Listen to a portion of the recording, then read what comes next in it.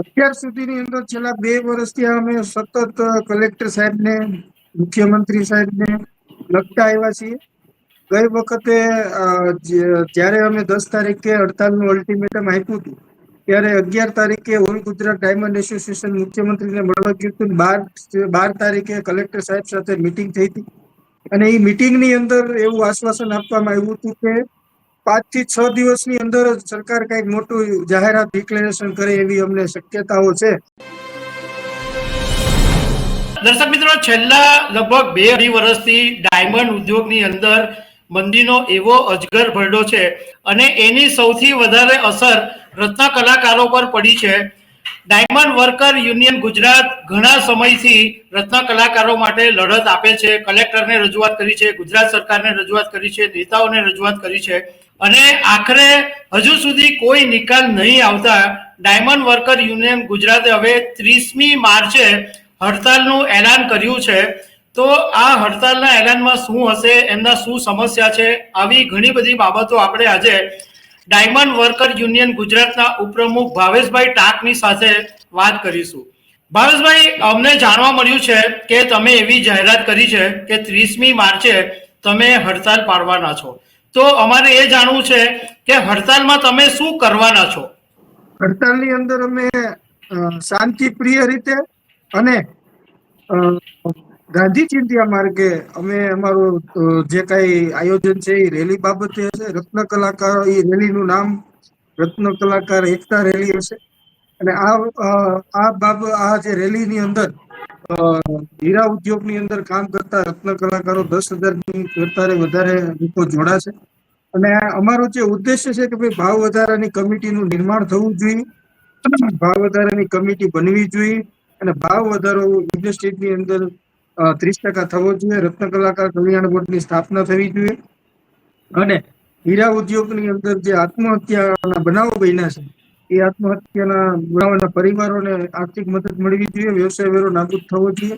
એટલે રત્ન કલાકારો માટે રત્ન કલાકાર એકતા રેલી કાઢવાનું અમે વિચાર્યું છે અને આ બાબતે અમે પોલીસ પાસે પણ પરમિશન માંગીશું અને અમને વિશ્વાસ છે કે પોલીસ તંત્ર રત્ન કલાકારોની વેદનાઓને યોગ્ય સ્થળે પહોંચાડવા માટે અમારી સાથે હશે. ભાવેશભાઈ, અત્યાર સુધીમાં મને ખ્યાલ છે ત્યાં સુધી તમે ઘણી બધી વખત કલેક્ટર, ઇવન મુખ્યમંત્રીને પણ રજૂઆત કરી છે. તો એમણે તમારી સાથે અત્યાર સુધીમાં શું તમારી સાથે વાત કરી છે? કેટલા આશ્વાસનો આપ્યા અને એમાંથી કેટલું કામ થયું છે? અત્યાર સુધીની અંદર છેલ્લા 2 વર્ષથી અમે સતત કલેક્ટર સાહેબને, મુખ્યમંત્રી સાહેબને લખતા આવ્યા છીએ. ગઈ વખતે જ્યારે અમે 10 તારીખે હડતાલનું અલ્ટિમેટમ આપ્યું હતું, ત્યારે 11 તારીખે ઓલ ગુજરાત ડાયમંડ એસોસિએશન મુખ્યમંત્રીને મળવા ગયું હતું. 12 તારીખે કલેક્ટર સાહેબ સાથે મિટિંગ થઈ હતી અને એ મિટિંગની અંદર એવું આશ્વાસન આપવામાં આવ્યું હતું કે 5 થી 6 દિવસની અંદર જ સરકાર કઈક મોટું જાહેરાત ડિક્લેરેશન કરે એવી અમને શક્યતાઓ છે. તો અમે ત્યારે કલેક્ટર સાહેબ સમક્ષ પણ કીધું હતું કે અમે સરકારનો આભાર માનીશું અને સરકારની સાથે અમે છીએ. પરંતુ એના આજે 17-18 દિવસ થયા. મુખ્યમંત્રી સાહેબે એવું કીધું હતું કે અમે 2 દિવસની અંદર એક્શન પણ નિર્માણ કર્યું હતું. એ કમિટી ક્યાં કરે છે એનો કોઈ ખબર નથી. એક પણ કમિટી મેમ્બરે અત્યાર સુધીમાં મીડિયામાં માહિતી નથી આપી કે ભાઈ રત્ન કલાકારોને મદદ કરવા માટે સરકાર આ કે આ કામગીરી કરી રહી છે. તો આ બાબતે સરકારને ચિંતિત થવું જોઈએ, કારણ કે આ મારો કે તમારો કે 1 થી 2 ઘરનો સવાલ નથી, લાખો રત્ન કલાકારોના પ્રશ્નો છે. ઓકે ભાવેશભાઈ, ગુજરાત સરકારે જ્યારે દિનેશભાઈ નાવડિયાને બધા ત્યાં રજૂઆત કરવા ગયા હતા અને એક્શન પ્લાન તરત જ લેવાની વાત કરેલી અને કમિટી બનાવી, તો એ કમિટીમાં કોને કોને સામેલ કરાયા છે? એ કમિટીની અંદર ગુજરાત રાજ્યના ગૃહમંત્રી હર્ષભાઈ સંઘવી, ગુજરાત રાજ્યના શિક્ષણ મંત્રી પ્રફુલભાઈ પાનસેરિયા, ગુજરાત રાજ્યના શ્રમ અને રોજગાર મંત્રી બળવંતસિંહજી અને ગુજરાત મિનિસ્ટર સેક્રેટરી શ્રી એમ કે દાસ સાહેબ, આ લોકોને કમિટીની અંદર સામેલ કરતા. અને આ કમિટી મુખ્ય કલેક્ટર સાહેબે પણ સરસ રિપોર્ટ અહીંયાથી મુખ્યમંત્રી સુધી પહોંચાડેલો છે. લેબર કમિશનર સાહેબે પણ એક સરસ રિપોર્ટ અહીંયાથી મુખ્યમંત્રી સાહેબ સુધી પહોંચાડેલો છે. અમારી એક જ વસ્તુ છે કે ભાવ વધારાની જે કમિટી બનવી જોઈએ પછી ડિક્લેરેશન થવું જોઈએ. તો એ ભાવ વધારાની જે કમિટી છે રાજેશભાઈ, એના માટે મુહૂર્ત જોવા ન પડે. એના માટે કોઈ તૈયારીની નથી. એને ખબર જ છે કે આ કમિટીમાં કોને રાખવા, કઈ રીતે, હું બધી જ ખબર છે. કારણ કે હીરા ઉદ્યોગને 30-40 વર્ષોથી એ જાણે છે. તો એના માટે કેમ એટલો બધો સમય લાગે? એક દિવસનું કામમાં તમે 1 મહિનો લગાડો તો કોઈ પણ નારાજ તો થવાનું. ઓકે, ભાવેશભાઈ, આપણે 30 માર્ચે તમે જે હડતાલની એલાન કરી છે, તો એ એક દિવસની હડતાલ હશે કે અચોક્કસ મુદતની છે? અને રત્ન કલાકારો તૈયાર છે તમારા કે કારખાના બંધ રહેશે? જો આમાં તમામ લોકો પોતાની રીતે સપોર્ટ કરી રહ્યા છે, તમામ લોકો આગળ આવી રહ્યા છે, અને તમામ લોકો માની રહ્યા છે કે રત્ન કલાકારોના ભાવ વધવા જોઈએ, મોંઘવારી મુજબ પગાર વધવા જોઈએ, રત્ન કલાકારોને સરકારે મદદ કરવી જોઈએ. પણ ખુલ્લીને બહાર નહીં આવવાનું કારણ છે કે પોતે એક માલિકની દરજા ઉપર બેઠો હોય અને એને સરકાર અને કંઈક ને કંઈક કોર્ડિનેશન હોય. પણ તમામ લોકો આજની આ જે મંદી છે એની અંદર તમામ એસોસિએશનો જયારે લેબર કમિશનર પાસે ગયા ત્યારે લેબર કમિશનરની સમક્ષમાં તમામ એસોસિએશનો એક જ વાતમાં કીધું હતું કે ભાવ વધવો જોઈએ. તો ભાવ વધવો જોઈએ તો એની કમિટીનું નિર્માણ કેમ નથી થયું? એટલે આ જે હડતાલ છે એ અચોક્કસ મુદતની હડતાલ હશે. અમને એવું લાગે છે કે આવનારા 1-2 દિવસની અંદર સરકાર કઈક પોઝિટિવ વિચારી અને રત્ન કલાકારોને કઈક આપે અને આ ભાવ વધારાની કમિટીનું નિર્માણ કરી ભાવ વધારો ડિક્લેર કરે. એટલે અમે અમારી હડતાલ એવું નથી કે અમે ભૂતકાળમાં જે લોકો થઈ ગયા એના જેવા નહીં. ભાવ વધારાનું ડિક્લેરેશન થાય અને ભાવ વધારો થાય એટલે અમે અમારી હડતાલનો કોલ પાછો લેવા તૈયાર છીએ. પણ સરકાર અને માલિકો જ્યાં સુધી જાહેરાત ન કરે ત્યાં સુધી અમે અમારો હડતાલ કોલ પાછો લઈશું નહીં. ભાઈ, ઘણા ડાયમંડ ઉદ્યોગના લોકો પાસેથી મેં એવું સાંભળ્યું છે કે સરકાર મદદ કરવા માંગે છે, પરંતુ સરકારની દલીલ એમ છે કે એમની પાસે કોઈ ઓર્ગેનાઇઝ ડેટા નથી રત્ન કલાકારોના. રત્ન કલાકારો સત્તાવાર રીતે ક્યાંય નોંધાયેલા નથી.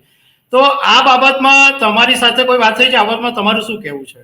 આ બાબતમાં અમે એને એક સજેશન આપ્યું હતું કે કોઈ પણ કંપની હોય, આજે કોઈ પણ કંપનીનું નામ છે તો એની ફેક્ટરી ઇન્સ્પેક્ટરની અંદર એનું રજીસ્ટ્રેશન છે. તો આ જે કંપનીઓ છે એની અંદર કેટલા લોકો તમારી ત્યાં હાજરી કરાવે છે એનું હાજરી કંપનીઓ, એક્સપર્ટ કંપનીઓના ડેટા તમારી પાસે આવી જાય. બીજું ઓપ્શન છે કે રત્ન કલાકાર કલ્યાણ બોર્ડની અંદર અમે પોતે ફિલ્ડમાં ઉતરશું, અમે કલ્યાણ બોર્ડની અંદર હિસ્સો બનશું, તો અમે ડેટા એકત્રિત કરીને સરકારને આપશું. પણ એક વાતની અંદર તમારું ધ્યાન દોરવા માંગુ છું. 1986 થી સુરત ડાયમંડ એસોસિએશન આ ઇન્ડસ્ટ્રીની અંદર પોતાનું પ્રભુત્વ જમાવ્યું છે. તો એ લોકોએ કેમ આ બાબતે રજીસ્ટર કરવા માટે આગળ નથી આવ્યા? કેમ રત્ન કલાકારો એનાથી દૂર ભાગે છે? કેમ રત્ન કલાકારો એ કેમ નથી કરતા? કારણ કે હંમેશા ડાયમંડ એસોસિએશને માલિકોનો જ સાથ આપ્યો છે. આવડી મોટી મંદી છે છતાં પણ સુરત ડાયમંડ એસોસિએશનની વાત કરું છું, બીજા ડાયમંડ એસોસિએશનની વાત નથી કરતો. સુરત ડાયમંડ એસોસિએશન એમ અપીલ નથી કરી શકતું કે રત્ન કલાકારોનો પગાર વધવો જોઈએ. લેબર કમિશનરની સામે સ્વીકારે છે તો જાહેરમાં અપીલ કરવામાં એને શું પ્રોબ્લેમ આવે છે એની આ સુરત ડાયમંડ એસોસિએશને ખુલાસો કરવો જોઈએ. ભાવેશભાઈ, તમે ઘણા સમયથી લડત આપો છો, તો રત્ન કલાકારોના કયા મેજર પ્રોબ્લેમ તમારી સામે આવે છે? તો મેજર જે પ્રોબ્લેમ છે કે શિક્ષણની ફી અત્યારે તમે સમજો કે 2 વર્ષ ત્યાં મંદી છે તો પ્રાઇવેટના જે સ્કૂલના જે છે માલિકો એ લોકો એમ નહીં કે તમે 2 વર્ષ ત્યાં મંદીથી પીસાઈ રહ્યા છો તો તમને શિક્ષણ ફી નથી ભરવી 1 વર્ષની માફ. ભાડું વાળો એમ નહીં કે ભાઈ 6 મહિનાનું ભાડું માફ. જીવન જરૂરિયાત વસ્તુઓના ભાવ વધી રહ્યા છે, કારીગરોના પગાર ઘટી રહ્યા છે. 40-40, 50-50% કારીગરોના પગાર ઘટ્યા છે. અમે તો 30%ની જ માંગણી કરી છે. ભાઈ 30% વધારો. તો કોઈને ભાડા નથી ભરાતા, પોતાની શિક્ષણ ફી નથી ભરવામાં તકલીફ પડે છે. મા બાપની અંદર કોઈ ગરડા મા બાપ હોય એના મેડિકલના ઇસ્યુ આવતા હોય એમાં પણ તકલીફ પડે છે. કોઈ એના બાળકોની શિક્ષણ ફી, હમણાં 2-3 પ્રશ્નો એવા હતા કે હોલ ટિકિટ નતા આપતા, જો શિક્ષણ ફી ભરશો તો જ તમને પરીક્ષામાં બેસવા દેવામાં આવશે. આ તો અમે એને શાળાને સમજાવી, કાયદાનું સભાન કરાવ્યું કે ભાઈ તમે આ રીતે કરશો તો અમે કાયદેસર જિલ્લા શિક્ષણ અધિકારીને તમારી ફરિયાદ કરશું. ત્યારબાદ એ લોકોને પરીક્ષા આપવાથી બી નહીતર આ લોકો તો પરીક્ષા નથી આપતો, તો કારીગરને જવું ક્યાં? જીવન દૂધની થેલીના ભાવ ઘટતા નથી, વધે છે. તેલના ડબ્બાના ભાવ ઘટતા નથી, વધે છે. એવી રીતે કારીગરોનો પગાર તો વધવો જોઈએ ને, તો આ તો ઘટે છે. જ્યારે જ્યારે મંદી આવે છે ત્યારે ત્યારે કારીગરોનો પગાર કાપી લેવામાં આવે છે. તો કારીગરોનો મંદી હોય તો શેઠિયાને પણ લાગુ પડવી જ જોઈએ. હું તો એવું માનું છું, પડવી જોઈએ. કયા શેઠિયાએ પોતાનું કારખાનું વેચી નાખ્યું? બરાબર. કયા શેઠિયાએ પોતાનું ફાર્મ હાઉસ વેચી નાખ્યું? કયા શેઠિયાએ પોતાની લેમ્બોર્ગિની, મર્સિડીઝ ને ઓડી વેચી નાખી? ઓકે. એટલે કારીગરોના પ્રશ્નો અસંખ્ય છે. આ બાબતે હમ હમ. સરકારને ધ્યાન આપવું જોઈએ. મારું એવું માનવું છે ને, ભાવ વધારાની કમિટી ઉપર એટલા માટે હું ફોકસ મૂકું છું કે આ કમિટી હીરા ઉદ્યોગનું ભવિષ્ય નક્કી કરી શકે તેમ છે. ઓકે. ભાઈ, તમે ડાયમંડ વર્કર યુનિયન ગુજરાતના નેજા હેઠળ ઘણા સમયથી રજૂઆતો કરતા આવ્યા છો.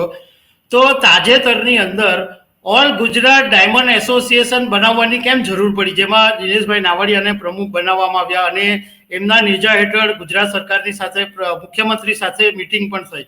તો તમે તો આટલા વખતથી લડત આપો છો, તો આ ઓલ ગુજરાત ડાયમંડ એસોસિએશન બનાવવાની જરૂર કેમ પડી? અમે તો એ લોકોનો પ્રશ્ન છે, કારણ કે એ માલિકોનું સંગઠન છે, અમે કામદારોનું સંગઠન. અમે લડત આપીએ છીએ સરકારનો ને. અમે મુખ્યમંત્રી સાથે અમે કેટલી વાર કીધું કે અમને મળવાનો સમય આપો, પણ મુખ્યમંત્રી સાહેબ પાસે એવો સમય નથી. ઓલ ગુજરાત ડાયમંડ એસોસિએશન ગયું ત્યારે મળ્યા, સારી બાબત છે, સરકાર પોઝિટિવ છે. અમને મળે ન મળે એમનાથી અમને કોઈ ફરક નથી પડતો. અમારે તો કારીગરો માટે મદદ થવી જોઈએ. અમને કોઈ ફોટા પડવાનો શોખ નથી.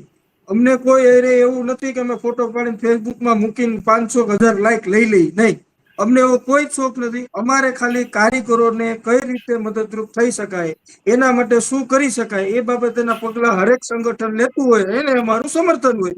પણ કારીગરોને કંઈક મળવું જોઈએ. ઓલ ગુજરાત ડાયમંડ એસોસિએશનનું જે નિર્માણ થયું છે અને એની અંદર જે મુખ્યમંત્રી સાહેબે જે સાંત્વના આપી છે, એ ખૂબ સારી બાબત છે. પણ એ બાબતે કામ થવું જોઈએ, ખાલી બોલવાથી નહીં, પણ કામ કરીને બતાવો તો ગુજરાતની જનતા તમને માનશે.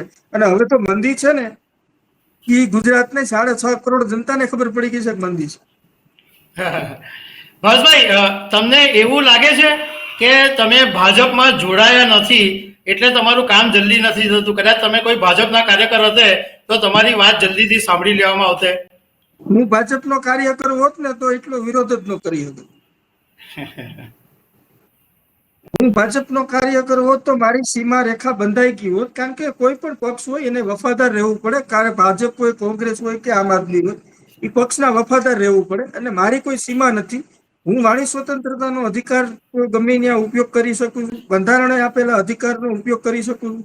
એટલે હાલ તકે હું એવું અમુક અંશે માનું છું કે ભાજપના અમુક લોકોના કામ, જો ભાજપની અંદર હોય તો મુખ્યમંત્રી સાહેબ તો ભાજપના એક મુખ્ય ચહેરો છે.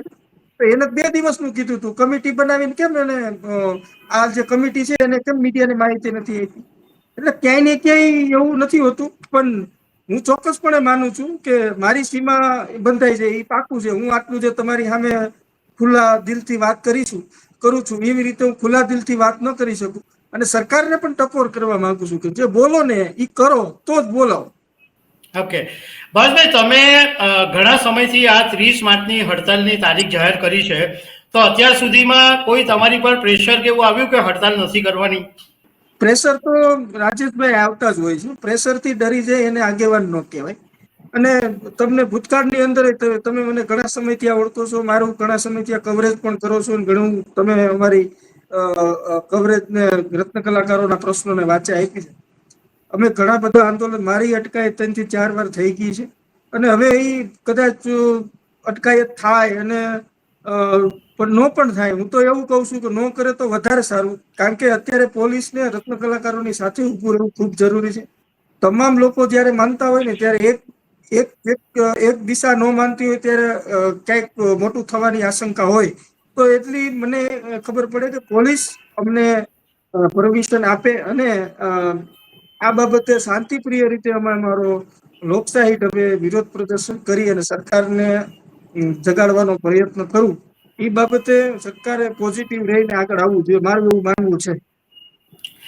Okay Bhaveshbhai, thank you very much ખબર છે .com પર વાત કરવા બદલ. દર્શક મિત્રો, આ ભાવેશભાઈ ટાયર ગુજરાત ડાયમંડ વર્કર યુનિયનના નેજા હેઠળ ઘણા સમયથી રત્ન કલાકારોની રજૂઆત કરે છે અને લગભગ આખા ગુજરાતમાં કદાચ 8 લાખ કરતા વધારે રત્ન કલાકારો છે અને એમની જે દશા છે એ હમણાં બગડેલી છે. હવે ભાવેશભાઈએ એવું કીધું કે હજુ 2 દિવસ બાકી છે, જો સરકાર નિરાકરણ લાવે તો સારું, નહીં તો પોતે હડતાલ કરવા માટે મક્કમ છે. ભાવેશભાઈ, થેન્ક યુ વેરી મચ ખબર છે .com પર વાત કરો.